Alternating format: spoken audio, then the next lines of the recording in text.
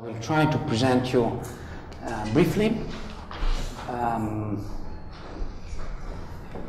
The reason why I'm going to talk about migration and the right to the city comes from the fact that having been interested for quite a number of years in issues of developing countries, I'm not a great expert. No, a little bit. Then I thought it would be interesting to look at an issue which is rising, which is very present in our countries. I don't know whom I'm talking to, where you come from. So in Western countries, in European countries in particular, it's very important, as you might know, if you just watch the Italian TV, you have every day, every night, a few minutes on topics of migrants, immigrants arriving. So it's very important in our countries. It's not at all looked at or studied, or very little researched in the developing world, where I've been working on what I've been working for quite a number of years. Therefore, I thought some time ago that due to this phase of globalizing world, it would be not only interesting but also important to look at this issue also in cities of developing countries.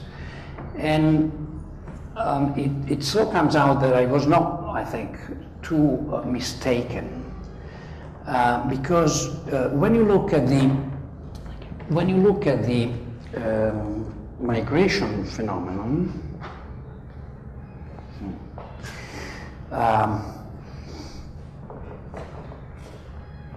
UNESCO asked me to set up a UNESCO Chair on social and spatial inclusion of international migrants.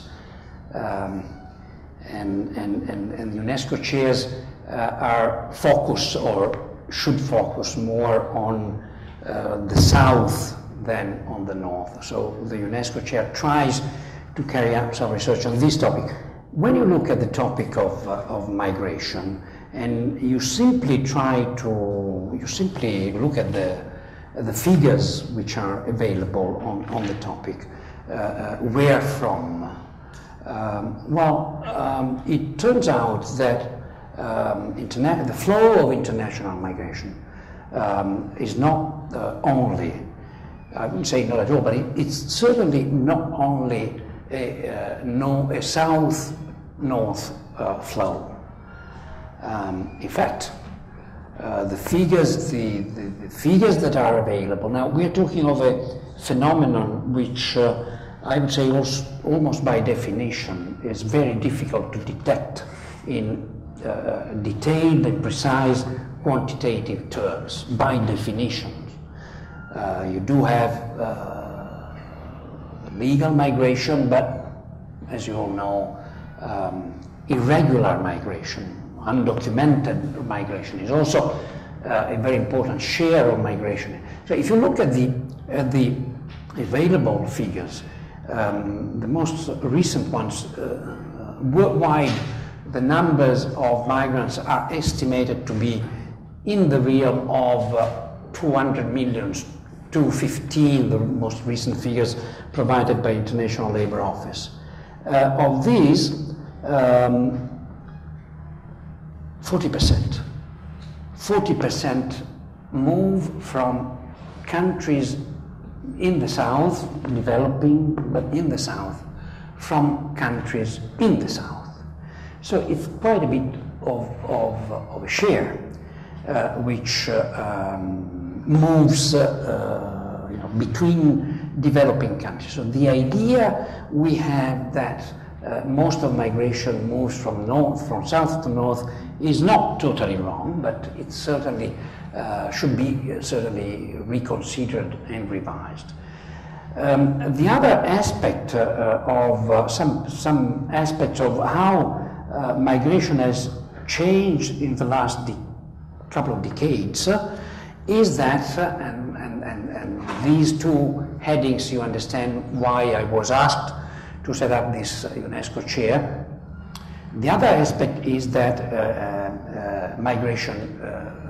migrants move increasingly to cities.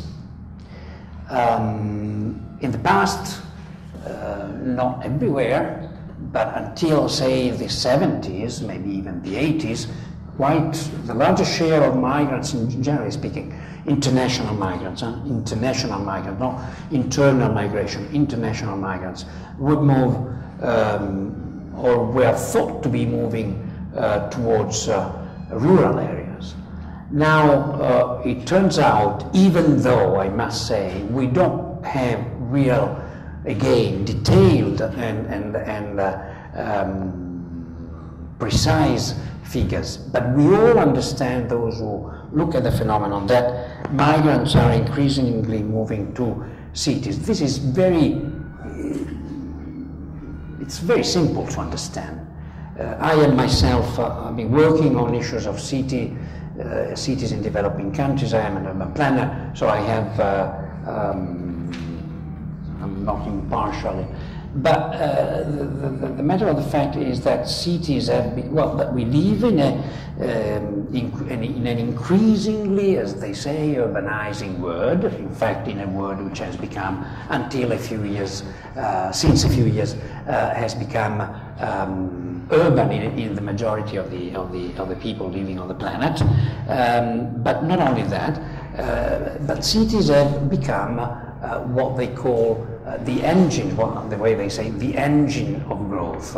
So, in fact, the greatest opportunities for those who leave their own country and move to another place, which is always, as you can very well imagine, some of you may have experienced it directly, a traumatic move.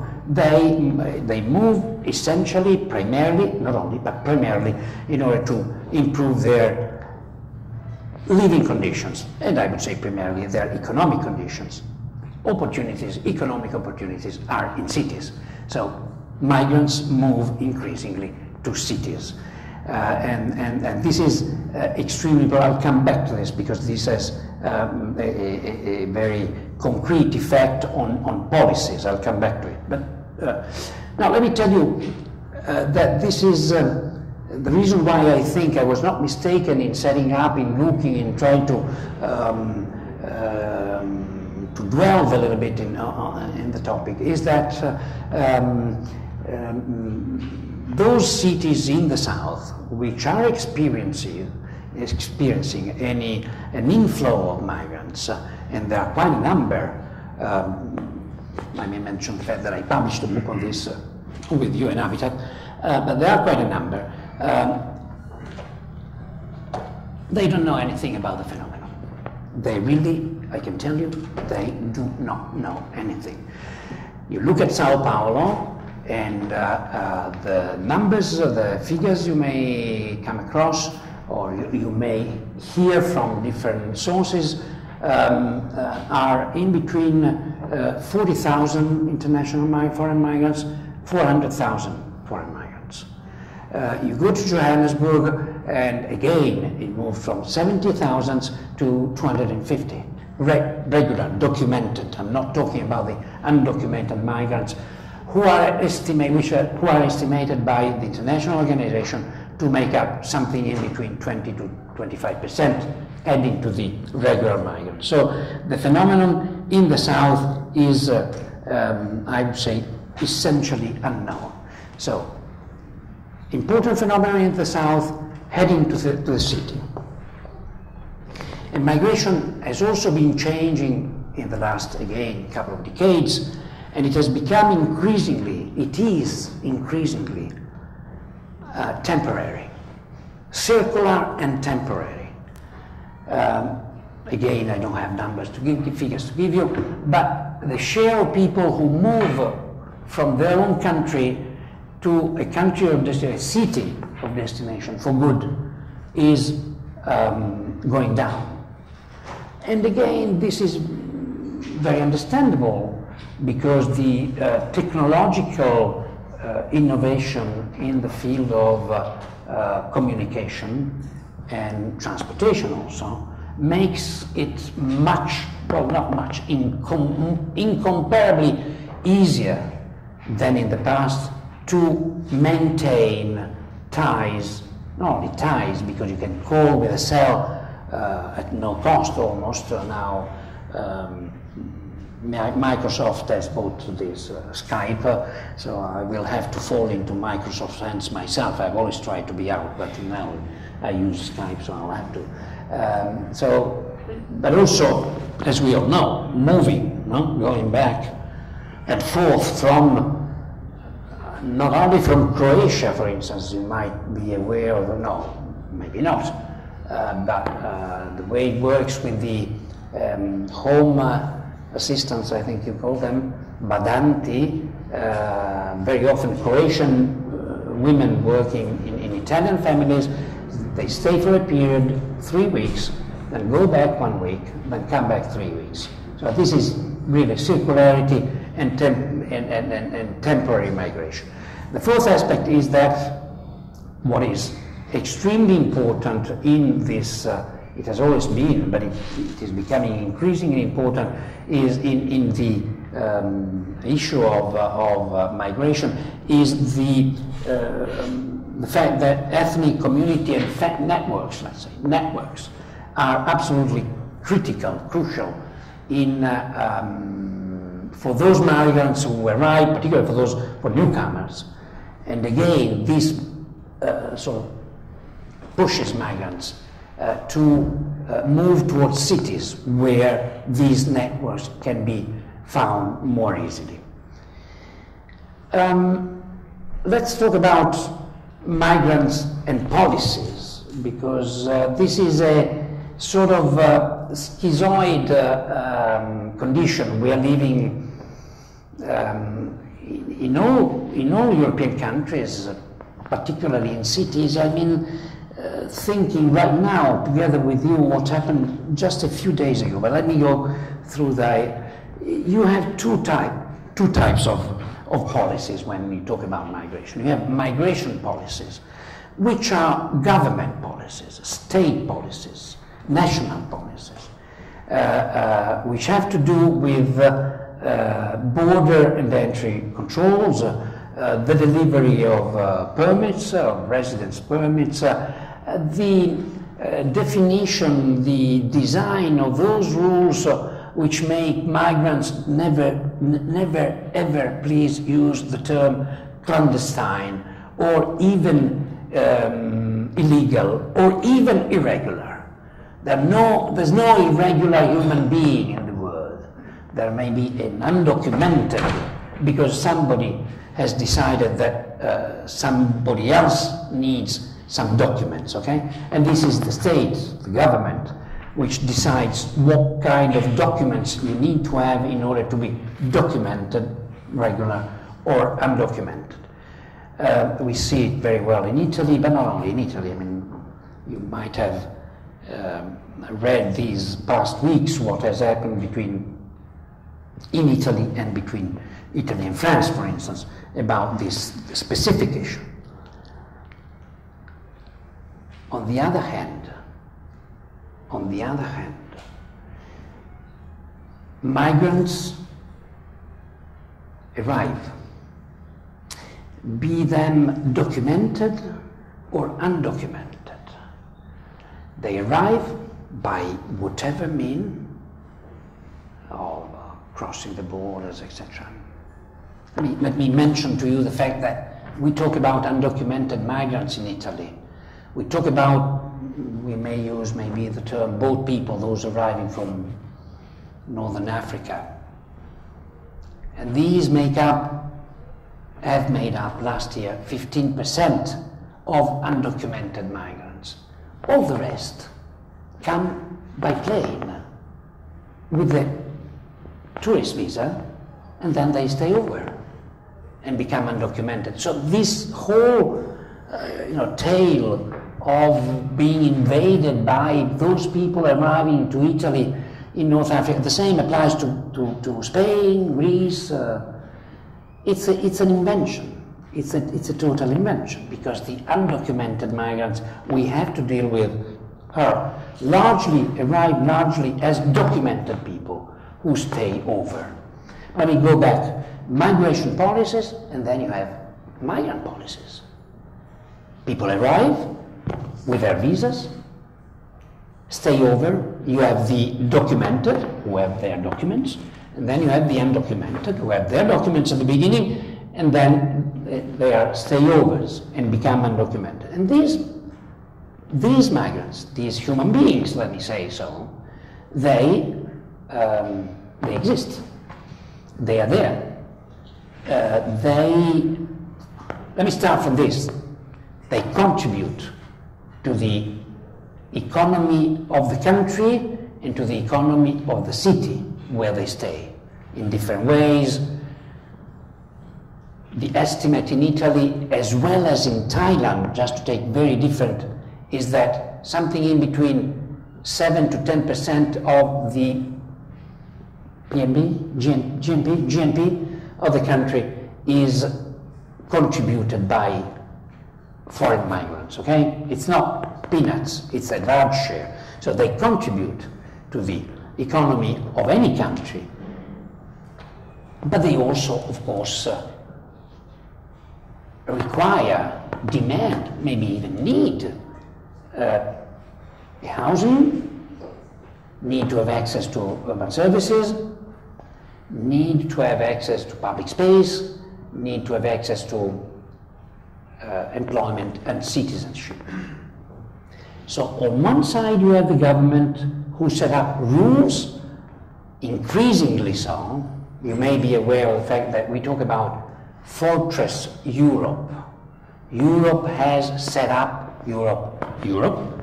Italy, Greece, especially Europe in general, has set up increasingly set up all sorts of virtual and even material walls to prevent migrants from arriving. But they keep on arriving.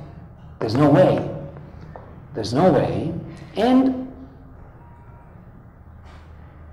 Fortress Europe sort of falls down once you are in a city, in any city, because city governments, of necessity, I would say, have to deal with the presence of these other people, these foreign people, okay? So you have this sort of schizoid condition whereas you have the migrants and the governments, the central governments, behaving in certain ways with their migration policies, and the local governments, and let me add also the local economy, behaving in a totally different way. Needing migrants, otherwise they wouldn't arrive, and of course being asked to provide what I call, to respond, if you want, what I call to respond to the demand for city arising from migrants. Once they are there, they not only need, but they have the right, of course, of accessing the city, housing, urban service, citizenship, and employment. And as I was mentioning before, if you have watched the TV 2 days ago, it was really impressive, astonishing. The distance, the images gave you the total distance existing between the position of the Italian government, in particular of the, let's say, Prime Minister, but not only him, in Lampedusa, and what the population in Lampedusa did when the boat with, I believe, 600 people arrived the other day, crashed onto the shore, and the inhabitants of Lampedusa at 3 o'clock in the night dove into the water in order to rescue. And they rescued all of the migrants, but 3, unfortunately, because they didn't realize there were 3 which were under the boat. So this, the distance between the government and the local situation and the local population. Of course, there will be lots of things to add on these 2 things, but this is very, very impressive.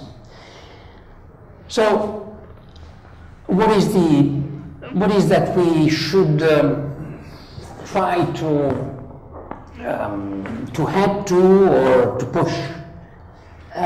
The first thing is that we should move from an idea, from positions, from attitudes of thinking of migrants as guests. As you probably know, I don't speak German, but the term used in Germany is guest workers. Since the 70s, when the German government started receiving the Turkish labor force, never accepted them as citizens, guest workers. They are still considering them guest workers. So, and this is official in Germany. It's not that official in other countries, but the stance, the attitude is very similar. So the first thing one should, governments, particularly national governments, should, in my view at least, adopt is moving from the idea of having guests to having citizens, which means considering that foreign people were born in a different country than the one where they are settled now, should be looked at as and considered as citizen, and they should be provided the same opportunities of access to the city, and as was mentioning before, to let's say all the opportunities the city, any city can provide, and specifically because governments can intervene on that, can have the power of supporting the access to urban services and housing. In Italy, we're going the opposite direction. Let me stress that. We are going the opposite direction. It depends also on the local governments, but in many, and in the collective discourse, in the government, in the central government discourse in particular, in Italy, we are going the opposite directions, whereas we should go from guest to citizen. The second point is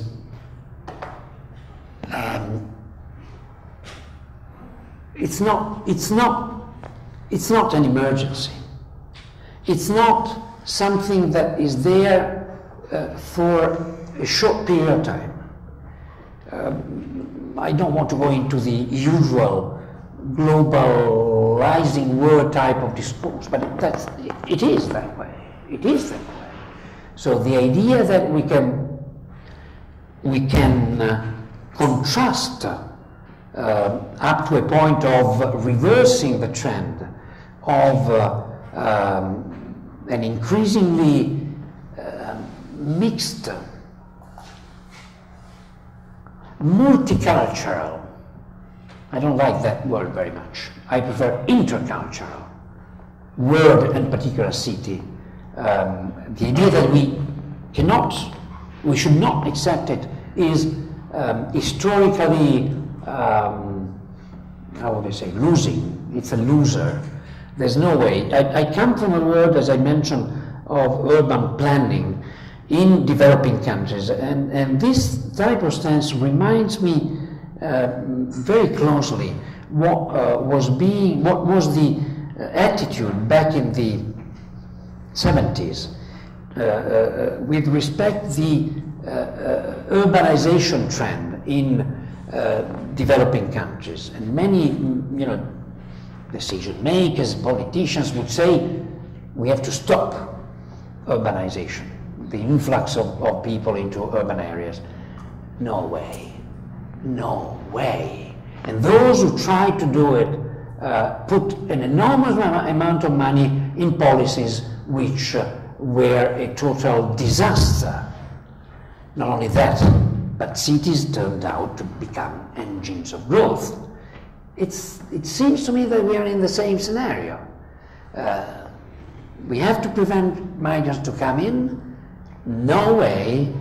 In fact, migrants will be, already are, if not engine of growth, participating significantly to the growth of, to the economic, cultural, and social growth of cities. So what we need to do is to move from an emergency type of approach where you react like, as I was mentioning in Lampedusa, just to take one because there are many Lampedusas all over the world, an emergency type of action and reaction to a positive, to a project. And I must say there are a number of cities in Italy as well as in other countries in Europe who do have, for a number of reasons it would be interesting to go into, have taken this attitude, moving towards, understanding, acknowledging the importance and how important the presence of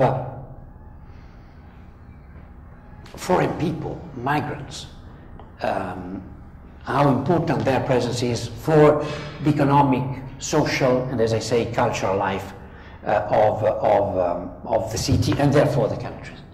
And to conclude, the third point comes together with the previous two, is that we should increasingly move from a stance of solidarity, which is of course I'm a Catholic by birth, by definition. I'm Italian and therefore I'm a Catholic. It comes together. Solidarity reminds me, connects me to the Catholic attitude towards, assistance, that kind of attitude. We have to move from this type of approach to an understanding, not only an understanding, to an acceptance, to become aware of the fact that what we need to do in this world, as it is now, and as it is going to be increasingly in the coming years, is the promotion of citizenship, which means social inclusion, means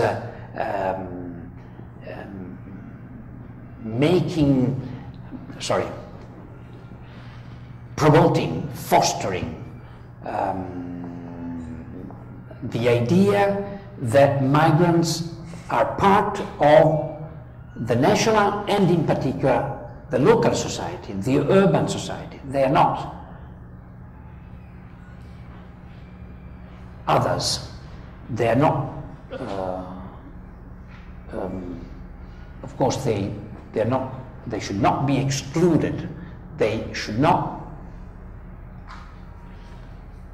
be seen as, at the best, a puzzle of cultures, a puzzle of people and their cultures in the city. What we have to elaborate, it's not easy, is that they are inevitably the future trend, the trend towards a future of interculturalism and of intercultural cities.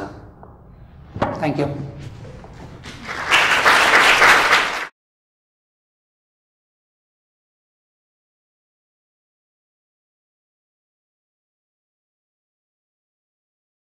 Let me try to rescue the situation a bit by trying to take you or drag you to the lofty heights of moral philosophy, because moral philosophy has to do something, has to say something on migration and immigration. And although I do not intend to fill you in on all the details, at least I want to bring across some idea. The main point I want to make is that the paradigm in which we nowadays proceed when it comes to migration and immigration is one that thinks of communities, even nations, states, in terms of a club. A club of which you can be a member or of which you have not to be a member. This picture, this model is in more than one sense unfortunate. It is unfortunate in particular because it neglects and ignores any aspects of fairness that of course have to do with migration and immigration, and who is to become a citizen and who is not. So although I would somehow agree that we nowadays should turn to not just inclusion instead of exclusion, and also promote citizenship, we nevertheless have to concede, have to realize that communities, nations, governments at least insist on their right to exclude some persons from membership or to restrict, regulate migration and immigration. And the question, the philosophical question now is, of course, to what extent and in what sense could they be possibly justified in doing so? So that's the basic point. The main point is, of course, that we think in terms of club membership and somehow should see that we manage to develop some new idea, some new paradigm, a better paradigm that is more fruitful, that is more helpful to understand aspects, in particular the ethical aspects of fairness and how it is related to justice. Can I say fairness? Immigration. First, it is easy, of course, to criticize our national policies, and it's no need to name any states in particular nowadays, to criticize these policies for being simply incoherent. They are incoherent on a number of counts. One is that our policies are professedly committed to values which they deliberately ignore when it comes to migration. Another point is that they often sort of ignore aspects, economic aspects having to do with migration, despite sometimes better knowledge. The picture you see here, by the way, stems from 1956. It shows Hungarian refugees who left Hungary after the Soviet Union decided to make Hungary toe the line again. At that time, within a couple of weeks, 200,000 Hungarians left Hungary, the homeland, to move to some other places, mainly in Western Europe. We are, by the way, not aware that this would have created any great problems, despite the number, think of 200,000, despite the number in the bordering states in Europe. So as I said, when it comes to the aspects of migration, our existing, the actual policies we find are simply incoherent. And we should see that we find some better policies. Now the attempts to steward migration, of course, are at best scattered haphazard.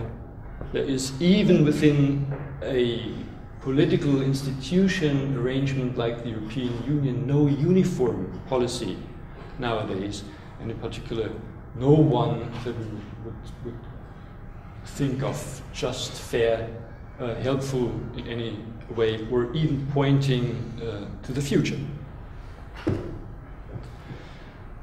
We do find a couple of accounts, a couple of approaches in political philosophy dealing with questions of migration and immigration. There are basically nowadays more or less 4 different approaches. The first one, the most liberal one, is so-called open borders approach, which says roughly that by and large no restriction on immigration is justified. No restriction is justified basically because, well, we are all born simply as human beings, and the place where we were born is a matter of chance. No one has influenced the place into which she or he was born, and therefore it should not count against any person that the person happens to be the citizen of some specific nation state, some specific community. Therefore, you should have the free right, full right to become a citizen of any state, of any nation state that you would prefer. A second, less liberal approach would be one that is quite opposite and states that states as such, nation states, have a full sovereignty and may decide for themselves who shall be allowed to become a member. States shall have this right to admit persons or not admit them simply because they are political organizations, in a way even abstract entities that exist maybe to some degree independent from their citizen.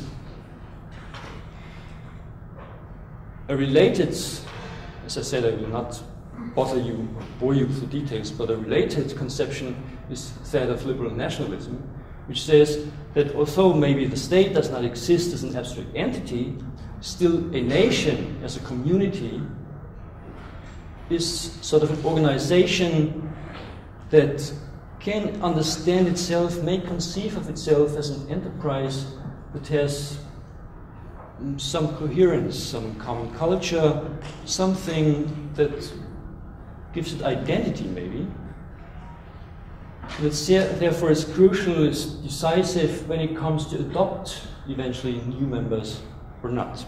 So just like statism, also liberal nationalists would say that nation states have a right to decide who shall be the member, a new member of a state, and who shall not.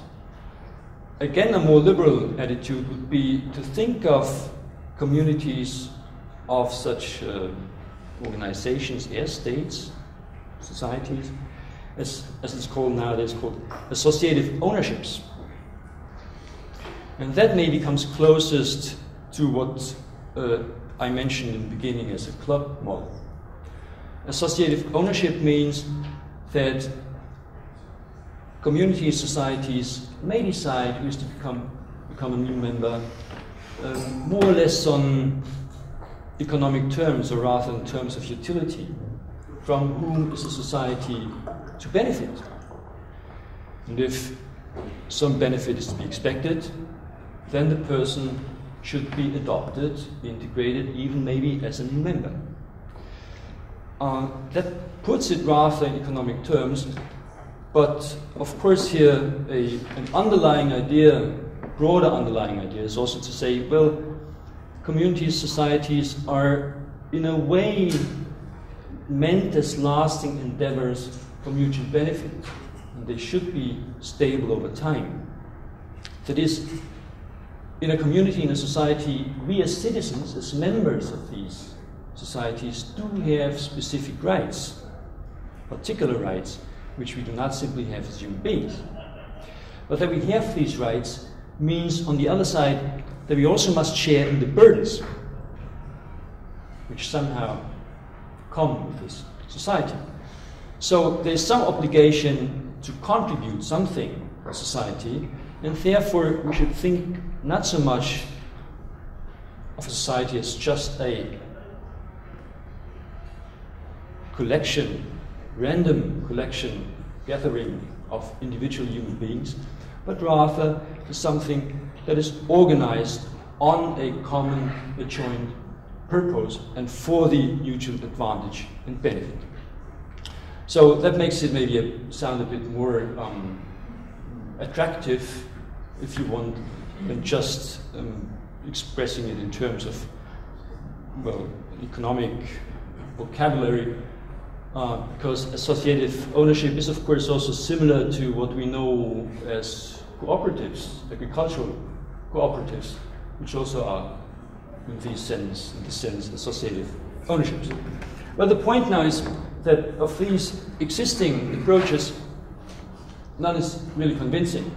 They all fail in some sense, and the point they fail is let's say the border, to stay in the picture, the border between ideal theory and the rather messy world in which we happen to live, the imperfect world in which we find us. So the open borders account might sound nice to us, but then it's rather clear that given the way the world is, with all its inequalities we find in the world, we just can't open the borders simply like that. That is, we will need some restrictions as long as the world is not an equal, a just place. Now, how shall these restrictions that we finally do need, despite the fact that we are, in a philosophical sense, not justified to put up these restrictions, how shall these restrictions actually be spelled out? That's one of the difficulties, and then it's done in a rather contingent and not so convincing manner. The same is, of course, true for the opposite approaches, accounts, statism or liberal nationalism. They are based mainly on the idea of a national identity, and we can very much doubt that exists anymore nowadays.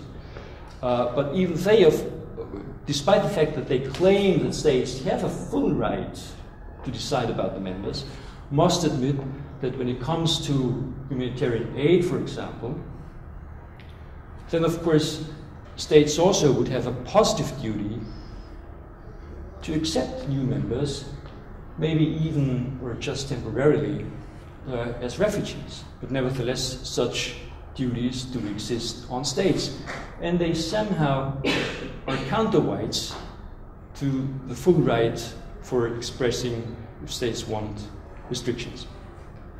Now, adverse ownership, to take the last example, this is the position that maybe has the most pragmatic ring with it, has the problem that it's always difficult for institutions like cooperatives to make the right choices. For all sorts of theoretical reasons, there is some lack of information, there's informational asymmetry, whatever affects a job market or an insurance market will also affect, of course, associative ownerships. And that means, in most cases, and rather ineluctably so, they will make the wrong choices anyway. As I said, all of these models more or less depend on the picture of societies, of communities as clubs. Clubs who then may decide who is to become a member, who is not. A club is a nice thing, but nevertheless, a society, even a nation state, is not really like a club. In particular because a society is somehow committed, as I mentioned in the beginning, two aspects of fairness. And a club is not. So one proposal would be, and now I almost come to a close, one proposal would be to think of inclusion, membership, citizenship of migrants, not so much in terms of club membership, but rather in those terms that we use when it comes to the mechanisms we apply in social security systems. How do we run a health insurance, for example? In these cases, we have, of course, to make decisions about members, but we have also to make sure that these decisions are made in a fair manner. So somehow, insurance companies sometimes even have to be forced to accept members, despite the fact that they, as insurance companies, rather would not want to. Well, how can we do so? and that's a bold idea I want to express for conclusion, is that somehow I think this shift from clubs to institutions as we use them in social security mechanisms means that we have to rethink the border between the private, and the club is something private basically, to the public, because health insurance is more or less a public institution.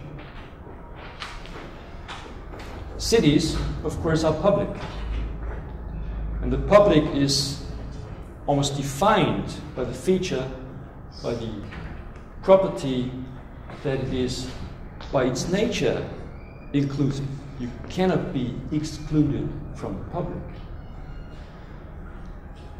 And in that sense, there might be, at least it would be desirable, let's say, desirable, would want to have a right to the city. Of course, we might discuss whether we need a specific right to the city, or whether just right to free movement, a basic liberty of free movement would not be already enough. But just by thinking about the border between the public and the private, I think we could ultimately, hopefully, make sense of the right to the city. So that's just some of my ideas, and now we have to discuss them. Thank you.